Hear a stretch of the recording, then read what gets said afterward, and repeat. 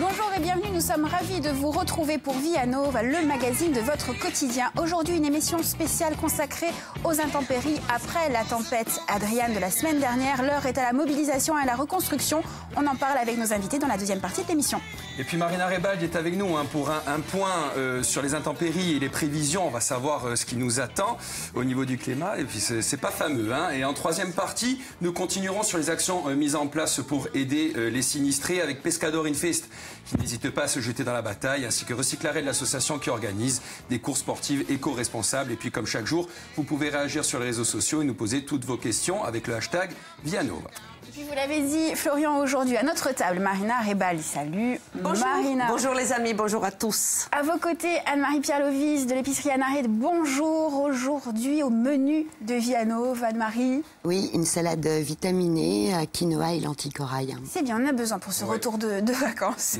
Et puis avant ça, bien sûr, Marie-Jo et l'info du jour. Bonjour Marie-Jo. Bonjour, l'info du jour, elle parle aussi d'intempéries, évidemment, mais je voulais parler de l'Italie, notre voisine. Vous savez que depuis une semaine, de violentes intempéries ont aussi touché une partie de l'Italie. La tempête Adriane a touché l'Italie. La péninsule a aussi été encore remise en alerte, en vigilance rouge ce week-end. Et la semaine dernière, on a quand même eu des records. L'Alta Acqua, par exemple, l'Aqua Alta à Venise a atteint 1,56 m. C'est la 6e fois dans l'histoire récente qu'elle dépasse le 1,50 m. Il y a eu des rafales de vent à 180 km/h. La place Saint-Marc est évidemment fermée aux touristes. Il y a eu des centaines d'arbres arrachés dans le massif des Dolomites. Il y a eu 100 000 hectares de pins qui ont été balayés, 160 000 foyers qui ont été privés d'électricité. Ça, c'était en Vénétie. À Gênes, les vents violents ont évidemment soufflé jusqu'à aussi 180 à peu près km/h. Les dégâts sont importants. Les bateaux ont été déplacés sur plusieurs mètres, jetés sur la terre ferme. À Rapallo, c'est pas loin de Gênes, sont les yachts qui ont été fracassés. Une tornade a traversé la ville de Brindisi et de nombreux arbres aussi ont été arrachés à Rome. Évidemment, ce qu'on déplore surtout, évidemment, ce sont les pertes humaines. Et le bilan s'est extrêmement alourdi ce week-end avec une très brusque montée des eaux en Sicile, pas loin de Palerme. 9 personnes sont mortes dans une même maison. La polémique, en plus, est en train de gonfler parce que cette maison, en fait, elle devait être détruite en 2011.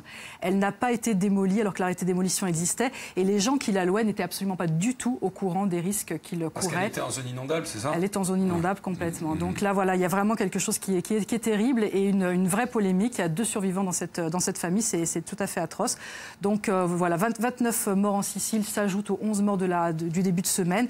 C'est vraiment terrible. Et là, la protection civile italienne dit que c'est l'une des situations météorologiques les plus complexes que l'on ait pu connaître de ces 60 dernières années.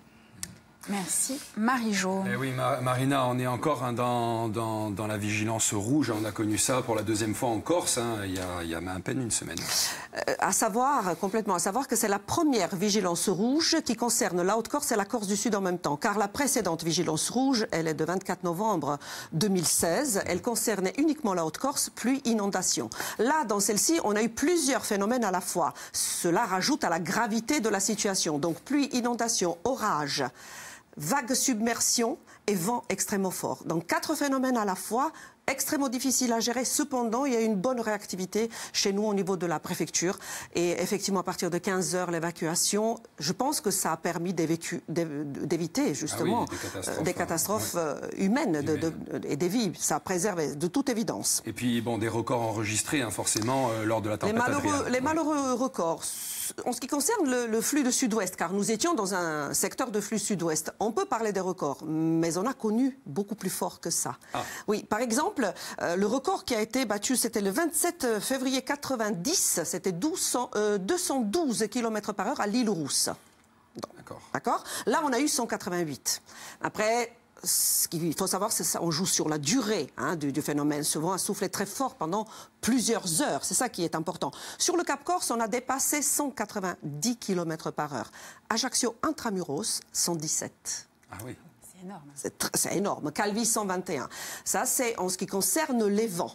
Après, on a eu bien sûr des précipitations fortes, des précipitations soudaines, avec des quantités d'eau en très peu de temps. En 1 heure, cela correspondait à un mois et demi de précipitations. Donc, en général, c'était 80 litres d'eau au mètre carré, 65 par exemple à Bastia, 52 à Ajaccio.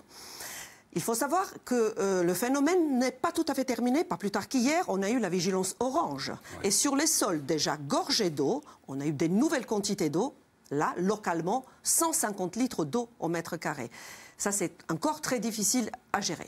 Très rapidement, le climat est-il en train de changer en Corse, en Méditerranée? Complètement. Le climat est en train de changer mondialement. Donc, évidemment, dans la Méditerranée, c'est à nous de nous adapter, d'adapter nos comportements.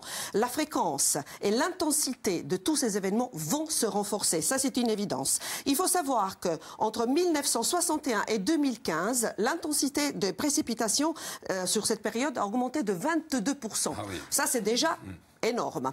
Alors, pourquoi ces épisodes méditerranéens vont devenir de plus en plus intenses? C'est très simple à répondre. Plus l'air est chaud, plus il emmagasine de l'humidité. Juste quelque chose qui parle à tout le monde. 1 degré Celsius de plus égale 7% d'humidité en plus. Ah oui, d'accord. Et on monte crescendo. Là, en l'occurrence, dans cet épisode méditerranéen, comme dans le précédent et dans les suivants, c'est l'air froid qui rencontre l'air chaud. Et à un moment donné, ça explose. Il faut que ça sorte, bien sûr, il faut que ça éclate. On a eu aussi des mini-tornades qu'on a observées du côté de Porto Vecchio, à Léria. Ça vient du même problème. Dans le flux de sud-ouest et sud-est, les orages éclatent et provoquent les mini-tornades. À nous de nous adapter. Alors, il faut s'adapter. Merci beaucoup, Marina. Anne-Marie, alors, à vous pour nous vitaminer tout ça. Vous avez un record à battre. Anne-Marie, une recette en moins de 2 minutes. On vous écoute. 2 minutes. D'accord. Alors, j'ai préparé déjà les ingrédients à la maison. Oui. Donc là, je les ai amenés dans un bento. Donc, vous avez 3 parties. Alors, en fait, c'est une salade vitaminée quinoa et lentilles corail. D'accord. Donc, souvent, les gens... ils sont un peu perturbés par ça. Oui, voilà. Et en fait, c'est très simple puisque les lentilles et le quinoa, ça peut cuire en même temps en 12 minutes. D'accord. Comment? On les met dans l'eau? Alors, c'est simple. Vous prenez 50 grammes de lentilles corail, 50 grammes de quinoa. Ensuite, 30 centilitres d'eau froide. Vous mettez tout ça dans une casserole. Vous couvrez. Et dès que ça bout, 12 minutes. Vous retirez du feu et vous mettez ça au frais. Donc facile, pratique. Plus facile et plus, voilà, à la portée de n'importe quelle cuisinière, y compris mauvaise cuisinière. Ils ne sont pas du tout visés. Et vraiment rapide. Ensuite, pendant justement que le quinoa et les lentilles cuisent, vous préparez vos crudités. Alors, ce qui est bien, c'est que là, par exemple, j'ai mis tomates, courgettes râpées, carottes râpées et pomelo, parce que c'est ce que j'avais, moi, dans mon frigidaire. Mais rien ne vous empêche de remplacer le pomelo par des zestes d'orange ou la tomate par de l'avocat. Après, vraiment, c'est en fonction de ce que vous avez dans votre frigidaire que vous pouvez... La base, du moment que vous avez la base, après... Vous pouvez varier les crudités et ensuite vous pouvez rajouter, pour avoir un apport en protéines, du thon. Moi j'adore le thon, donc j'ai pris du thon, mais on peut rajouter des blancs de poulet, ce qu'on veut. Hein. Et ensuite, ce qui va vraiment donner, mixer tout ça, et ce qui va donner du goût, et ce qui va apporter beaucoup de vitamines, c'est les 9 ingrédients qui sont là. Merci beaucoup, Anne-Marie. On promet de vous réinviter. Une bonne vinaigrette, une bonne moutarde. Allez, on se retrouve dans un instant sur Via Stay pour la suite de Via Nova. À tout de suite.